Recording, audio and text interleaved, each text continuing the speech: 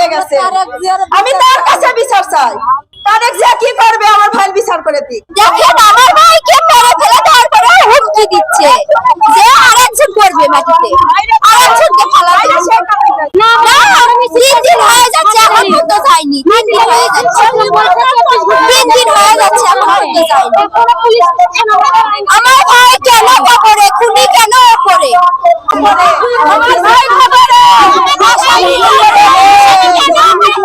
আর মনোবল হতো হাসপাত দৃঢ়। জেরুজালেম 25 বছরের পথ চলায় নিরাপদে রাখার প্রত্যয়ে প্রশাসন অস্থির নির্দেশ চলবে ঢাকা শহরে